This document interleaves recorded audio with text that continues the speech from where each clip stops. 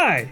The following video is a collaboration with Llysis, and with him being far more professional than we are, he went ahead and provided sources for everything you're about to hear.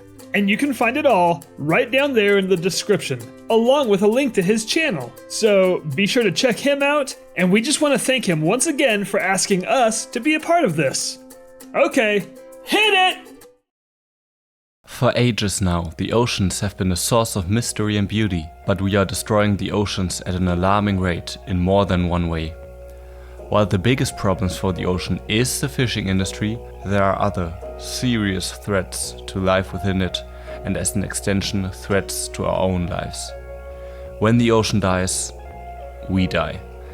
I'm not even talking about the trash that floats in the oceans and forms massive islands like the Great Pacific Garbage Patch, for which the fishing industry is mostly responsible.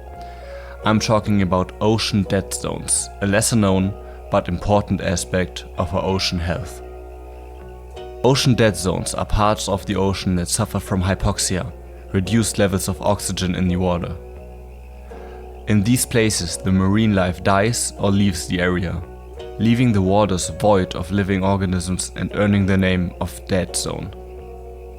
The number of dead zones is rapidly rising and has been for several years now, more or less doubling each decade.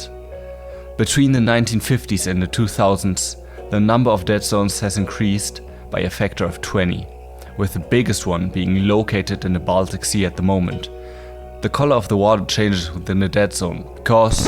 Hey, isn't this like eutrophication in a lake? Yeah, exactly. In fact, eutrophication can be a cause of dead zones. Oh, I know all about this. Let me tell you how I know how this process starts. I know all about eutrophication. Does the salt do anything? No, but there's bacteria in there, plankton. It's all this other crazy stuff, and it's just killing everything. Chloe, what the heck's Jake talking about? I don't know. Just let him do his thing. We'll take it from here. We got this. We're taking over the show. I'm going to let everyone know all about eutrophication and what causes it and what it causes. Eutrophication? No, Chloe, the word is eutrophication. Say it with me. Eutrophication. Inflation. I'm scared of this. Chloe, take a deep breath and let it out.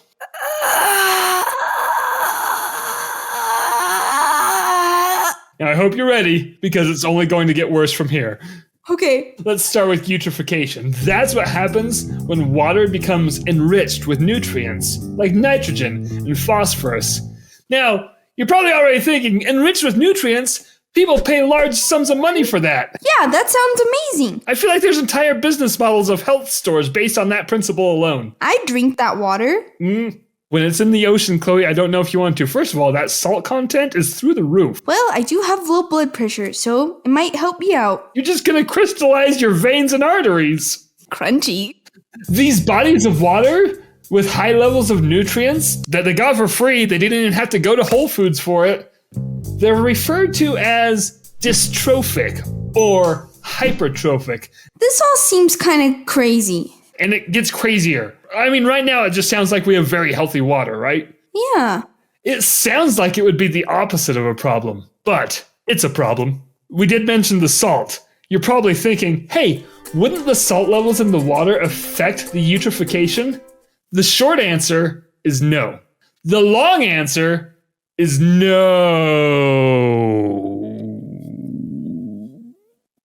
Eutrophication can happen in a body of water despite its levels of salt. So I'm sorry, Chloe, the salt has no effect on it. Boo! Don't boo the water yet. Let's put a pin in that boo. Now, you know what really likes these high nutrient levels?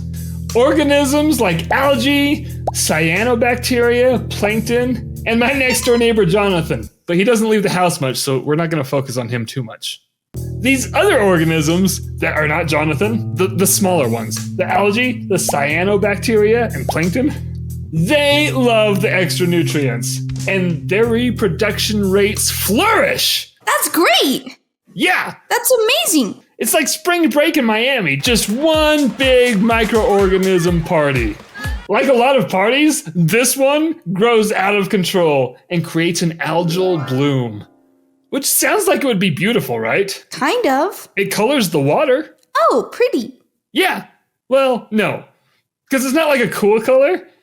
It's usually like a vomit green or a dysentery red. Ugh, yuck. Yeah. And these not cool colors can block the sunlight to the deeper parts of the water. Clearly not good for the aquatic ecosystem. This algal bloom happened in the Great Lakes in the 1960s and 70s. Whole bunch of fish died. We lost half the cast of the snorks. And that's what happens. The algal bloom can kill fish, plants, other microorganisms, and even Jonathan. He shouldn't be there. If he happened to be there, under the water, dead. But Chloe, this mass death just sets off a horrible chain reaction. Because once you have all these dead things in the water, they're gonna do what dead things do best. Turn into zombies? They're gonna do what dead things do second best. Oh, I know. Stink. You're close, you're on the right track. Fall apart? Oh, they're gonna stink and fall apart, and that's called... Decomposing. Yeah! She said the word! The decomposing process consumes the oxygen in the water, thereby creating hypoxia, or an ocean dead zone. See, we were gonna get there eventually. This does not sound like a place I'd go swimming in. No, you'll die. It's a dead zone. You want to go next door to the live zone. They have water slides. Oh, fun. Here's a map of the ocean dead zones. Go ahead and pause this for dramatic effect. So how do these nutrients get into the water? How does this happen in the first place? Smoothies. Avocado smoothies. They're just wrecking our world. Wait, no. It's actually a lot worse than that. Chloe, the answer is poo. Poop? Poop. And a whole bunch of it. Even mine?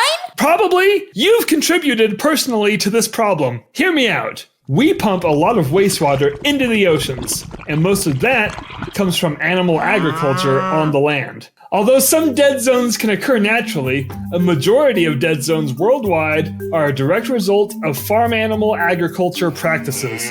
Chloe, the cows are killing the dolphins. That's not good. Right? If only the cows weren't so delicious. We could just be eating the dolphins and cut out the middleman. What? Wait, no, cancel that. That's not what we're gonna do. Chloe, we don't eat the dolphins. Fine. And maybe we shouldn't be eating the cows. A study done by the United States Environmental Protection Agency in 2007 found that an estimated 335 million tons of manure is produced by livestock in the United States alone. Ew, that is so much poop. Yeah, let's break this down even further though. Farm animals in the United States produce more than 50 times the amount of waste per year than the entire human population. And the waste from farm animals is often unregulated and unchecked. Oh, I have another brilliant idea.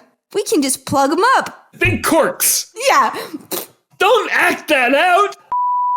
And all that unregulated and unchecked waste ends up in rivers, lakes, groundwater, and possibly coconut water. I haven't checked for sure, but it sure tastes like it. And on top of all of that, you also have animal waste fertilizers contributing to the problem. We're just taking it and spreading it around even more. I just needed to get all that off my chest, Chloe. And I think we've hijacked this man's video for long enough. Back to you.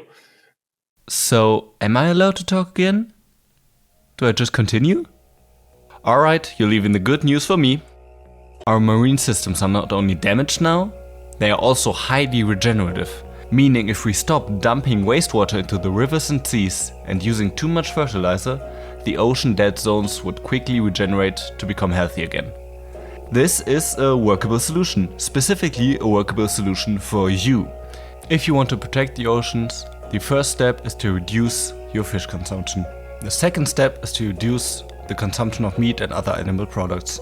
And the third step would be to advocate for clean oceans, collecting trash, donating to ocean cleanup agencies, and maybe even talking to your local politicians about the issues. It's not that you should feel bad if you don't do these things, but every one of us can do a small part. To say it in the words of Paul Watson, founder of the conservation group Sea Shepherd. The oceans are the lungs of the earth. I mean, you have the green lung, When you have the blue lung, since 1950, there's been a diminishment by 40% of all the phytoplankton in the world's oceans. And phytoplankton provides 70% of the oxygen that's in the air. If we lose phytoplankton, we don't survive. We need to allow the ocean to repair the damage that we've done to it. We need to leave it alone. I highly encourage you to watch this short video of Paul in its entirety. This is a very serious and important topic to both ocean health and human health.